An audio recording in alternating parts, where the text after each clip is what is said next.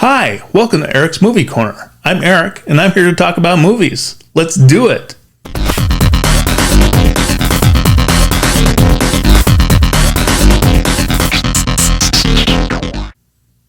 So tonight, I'm going to be talking about Bo Burnham's Netflix special, Inside.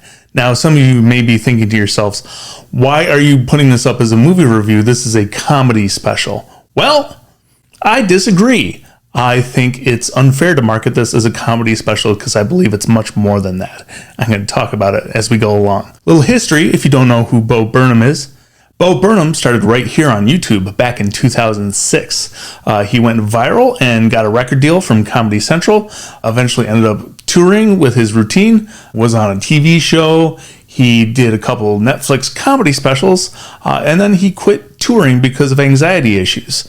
So at that point, he did a couple other things. He ended up directing a feature film called 8th Grade, which got critical acclaim.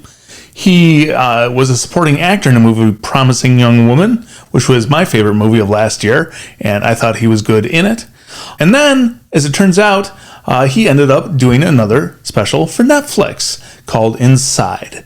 Now, the reason I'm kind of fighting the classification as a comedy special here is because there's a few different reasons. When you say comedy special, you get a particular vision in your mind, right?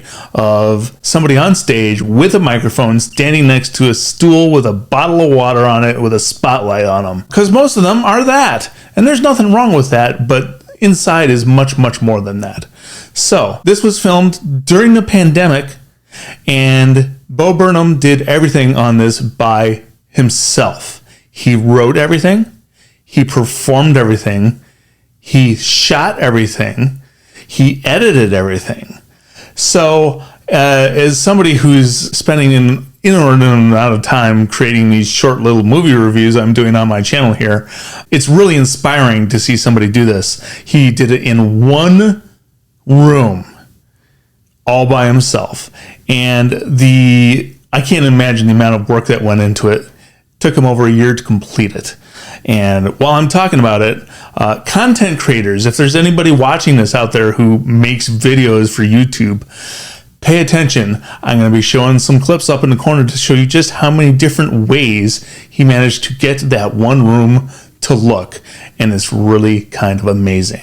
One of the other reasons that I think it's unfair to classify this as a comedy special is that while there are some very good laughs in this, it also gets pretty serious at points. I think he probably started this project with the intention of making a comedy special, and then as time wore on, started struggling with depression and mental health issues, and it kind of got taken away from the funny side of things. Towards the end of this special, he's really delving into his mental health, the issues that he's having with it. I think it's pretty important that people talk about that. I think the pandemic has actually helped a lot of people feel like they can talk about it now because so many people had troubles during the pandemic being shut off from the world. They had a significant amount of depression. Clearly, so did Bo. He explores it during this special. I don't know if my theory is correct. Bo would be the only one that can answer that question.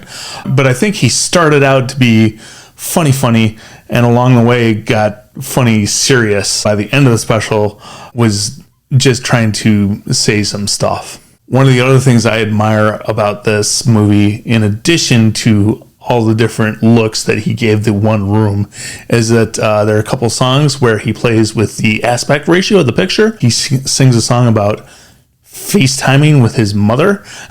He made the aspect ratio on the screen the same as on your phone. He also does a song called White Woman's Instagram, which if you've spent any time on Instagram is pretty hilarious. He also took the effort to make the picture there the same aspect ratio that you find on Instagram. That's one of the themes of this movie, is that he's exploring the internet and some of the social issues that come along with it. I think it's very effective in that manner. One thing I noticed about this in comparison to some of his earlier specials, he has two other specials that you can find on Netflix. Both are much more slanted towards your standard comedy special, but they are superior. One is called What? The other one is called Make Happy. On those, he's singing songs and being funny, and his voice is a little out of tune at points.